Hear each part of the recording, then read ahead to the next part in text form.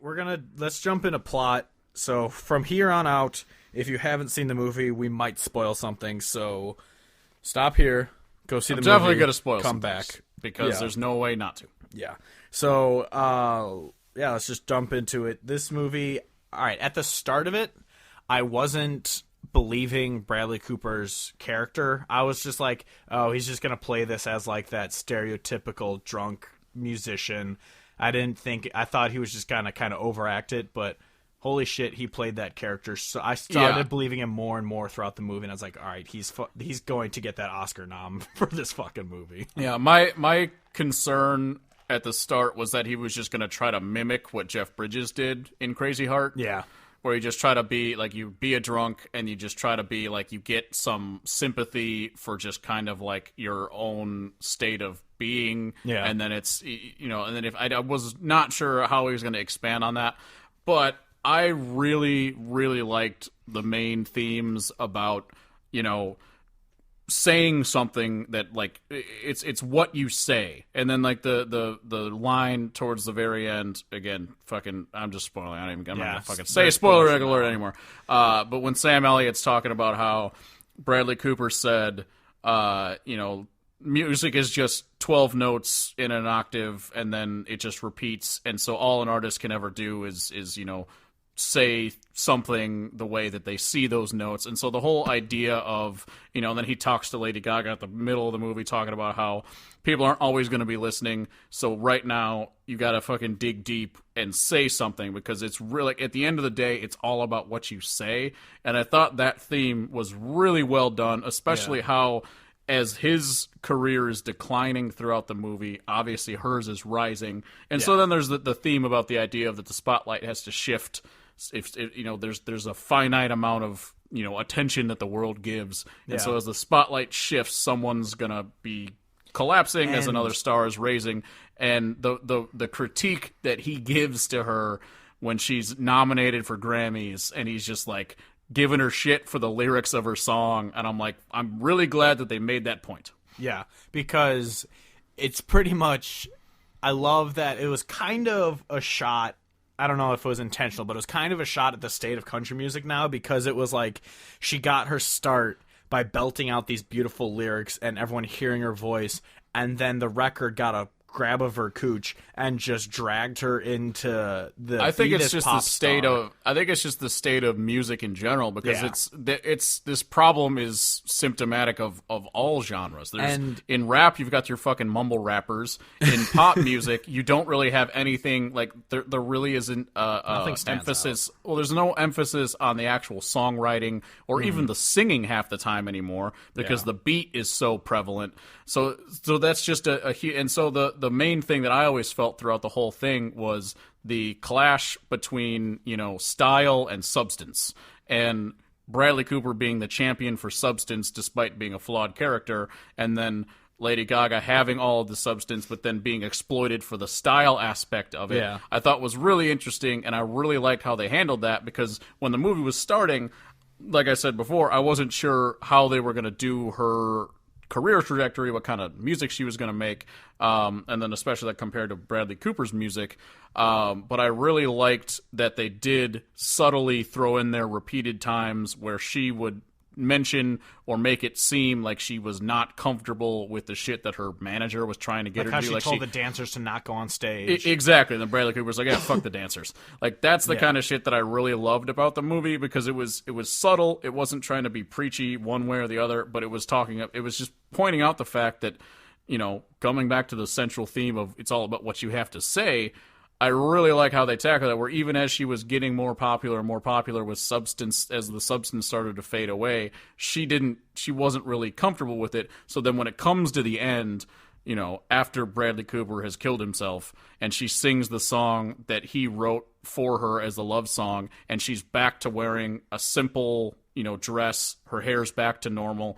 She's just standing there on a stage with a orchestra and a band, and she's just belting it out the way that he intended it to be. I thought was a perfect wrap up on top of the fact that that song was fucking tremendous. Oh, I started welling up during that song. I actually read about it that she actually had to sing that song like right after she found out her friend died of cancer. So she was actually emotional singing that song. Yeah, and it was like Bradley Cooper said that they didn't have to film; they could, take a break or whatever, and she wanted to do it, and so she.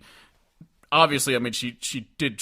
I thought she did a really good job. I didn't know how good of an actress she was going to be. There was a couple times early in the movie where I was like, tone wise, kind of weird. Hey, she was in American Horror Story, so she's amazing.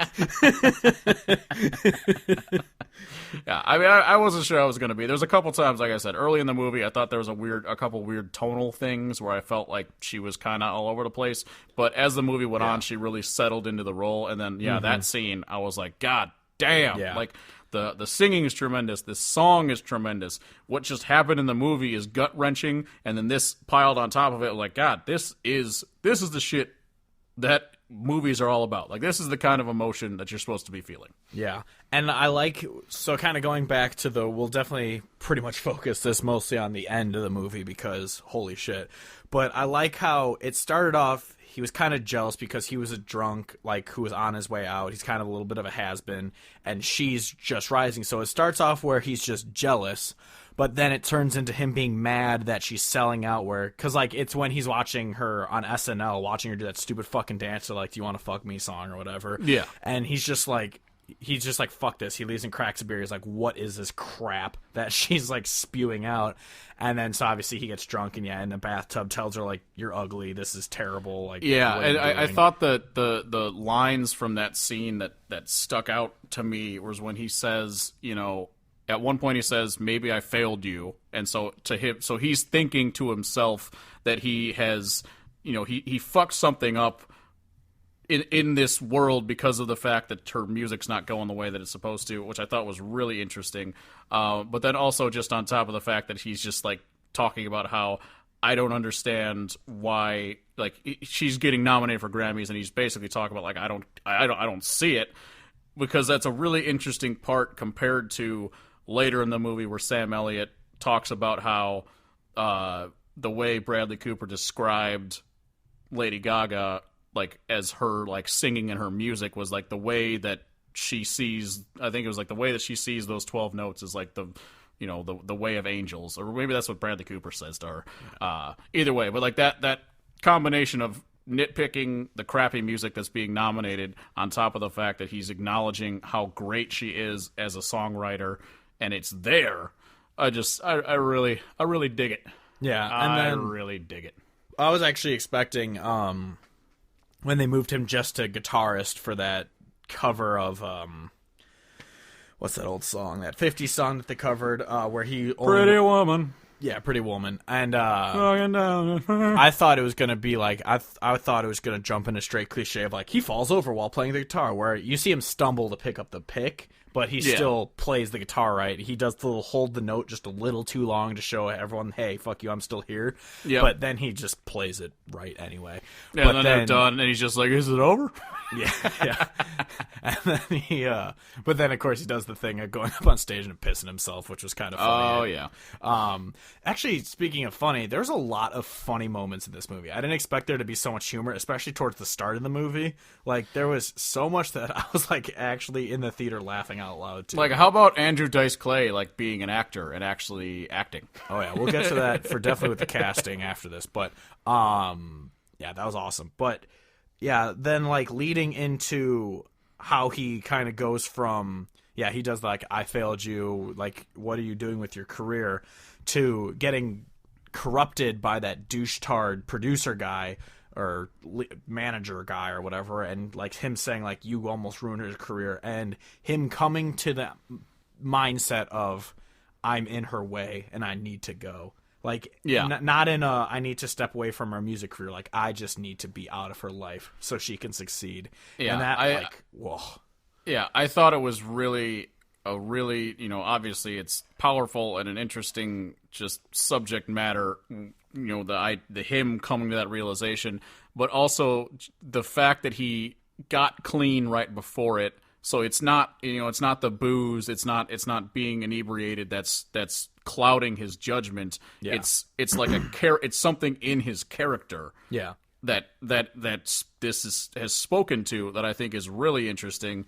And top of the fact that he wrote that tremendous, tragic love song that she sings at the end, like he writes that for her before deciding that he needs to kill himself, I think is really interesting to think about. Well, even before going to rehab, because he doesn't think he's going to survive through even just the drug addiction. Yes, and so he's saying that he's never going to love again, and so it's almost like I feel like he's seeing, and then with the overall "A Star Is Born" as another one, fades away. I feel like he's seeing himself, the world passing him by, and he's essentially like accepting that he's on his way out, and she's got so much future ahead of him that he's like, I am never going to love again. But there's a chance, I guess, for you. So I'm just going to set you free and get out of your way, which I think is really, really interesting. Yeah, but yeah, just the ending of the movie was, I literally texted you as it popped up, like directed by Bradley Cooper. I was just like, oh my god, what a fucking movie! Yeah, this movie was amazing. All about the crying manly tears in that film. Some manly welling up there during that fucking ending song.